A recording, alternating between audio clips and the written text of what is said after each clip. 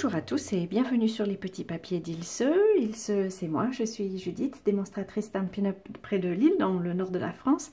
Le projet que je vous propose de réaliser aujourd'hui est un peu de saison, c'est un petit panier dans les tons printaniers, peut-être pour Pâques, pour y cacher quelques petits œufs. Celui-ci est décoré avec des papillons et puis j'avais fait une découpe pour lui donner un peu de profondeur. Cette fois-ci, pour la rapidité de la démonstration, on va dire, je vais uniquement le décorer avec des tampons.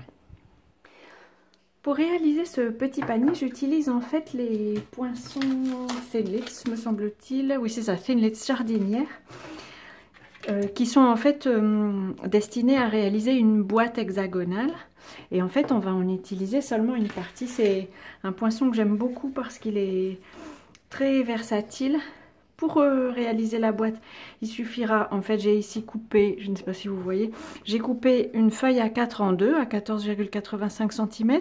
Et j'ai à nouveau recoupé, ici dans le haut, une bande de 2 cm. Donc, il nous suffira pour faire le panier d'une demi-feuille A4. J'essaye de me positionner de manière à ce que vous voyez quelque chose.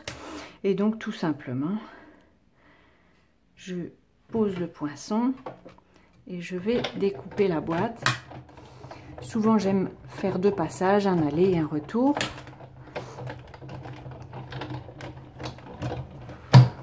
Plus par habitude, je pense, que par nécessité réelle. Et puis pendant que la Big Shot est sortie, je vais aussi en profiter pour découper quelques décorations. Je vais à nouveau utiliser des papillons. Donc cette fois-ci, j'utilise les poinçons Thinlits Beaux Papillons. Et puis je vais prendre quelques-uns de ces jolis papillons ouvragés.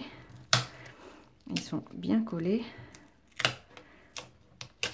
Allez, je prends ces trois-là.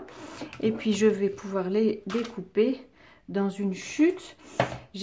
Comme vous avez pu le voir, j'ai changé les couleurs par rapport à mon prototype que j'avais fait plutôt dans les tons rosés. Cette fois-ci, c'est le papier pour la boîte, c'est du Piscine Party. Et je prends ici du bleu et des bois pour faire des papillons plus foncés qui se détachent bien sur la boîte. J'en perfore 3. On verra bien si j'utilise les 3 ou pas. J'ai envie d'alterner aussi avec un peu de tampon. Voilà.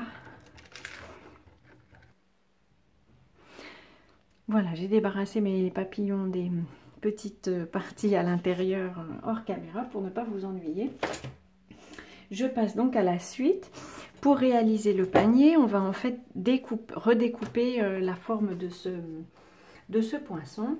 En fait, je vais tracer une ligne depuis, on voit ici, si je vous la retrace, un pli. Et ici aussi, qui sont faits par le poinçon Thinlit en fait. Et en fait, tout simplement, je vais découper, donc je vais tracer une ligne pour me guider, qui va de, si je le mets droit, ça m'aidera, qui va de ce point-ci à ce point-ci. Et on va tout simplement le découper. Alors je vais être très courageuse et je vais tenter de le découper au ciseau. Vous savez, comme je ne suis pas très bonne avec une paire de ciseaux, j'admire les personnes qui sont capables de découper autour d'une forme tamponnée. Ça n'est pas mon cas. Et je vais pouvoir maintenant gommer les traces que j'ai faites. Je les gomme aussi ici pour être sûre qu'elles ne gênent pas. Alors voilà, j'ai donc découpé la partie qui se trouvait ici. Je vais pouvoir maintenant former tous les plis. Avant de tamponner, et puis je vais vous montrer comment on va placer tout ça. Alors les plis de ce poinçon-ci ne sont pas très prononcés, je trouve. Mais bon, on arrive très facilement à les repérer. Il faut juste les plier avec un peu de précaution. Ou alors aussi, on peut repasser dessus avec une pointe de stylo ou un stylet. Voilà.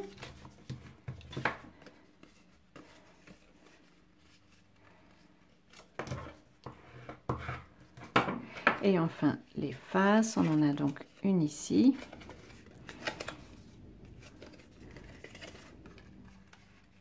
Une ici. Donc il y a plusieurs découpages, plusieurs mises en forme qui sont possibles avec ce poinçon et c'est une des choses que j'aime beaucoup. Alors on va pouvoir décorer. En fait, ces deux parties-ci vont se retrouver dans ce sens-ci. Donc quand on tamponne, il faut tamponner ce côté-ci et le haut, celui-ci et le bas. J'ai envie d'y mettre donc quelques papillons pour fêter le printemps. Je vais utiliser aussi la couleur bleue et des bois.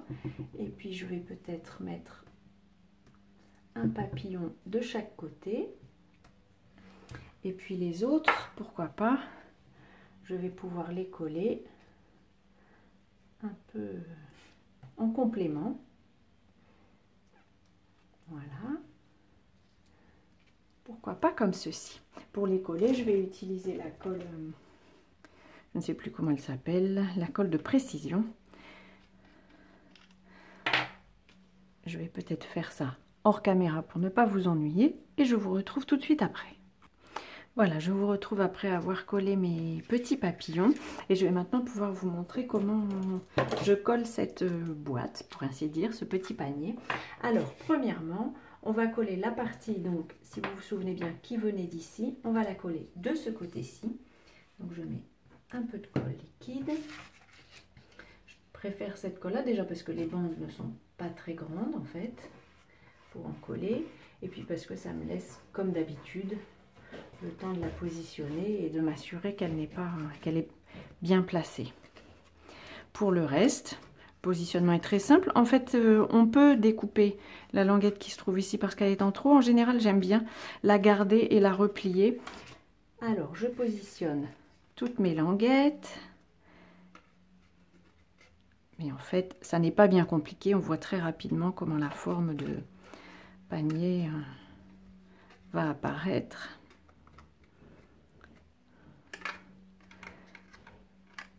Celle-ci.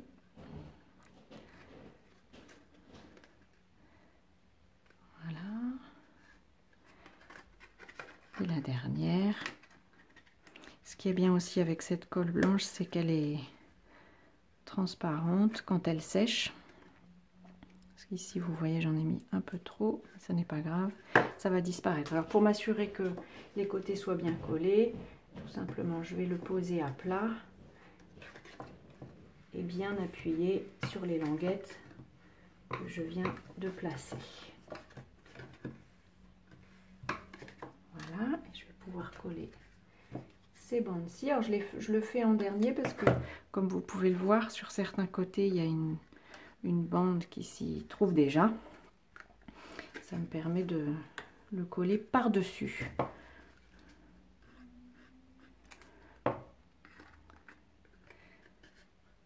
Voilà.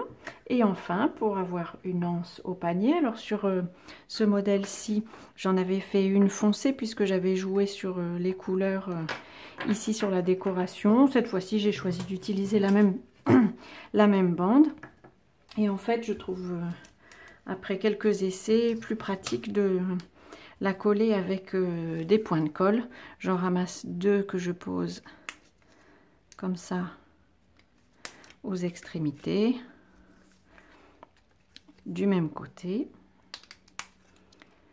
Ensuite, pour placer l'anse, donc elles vont se retrouver dans ce sens-ci. L'anse va être, on va dire, je n'arrive pas à trouver mes mots.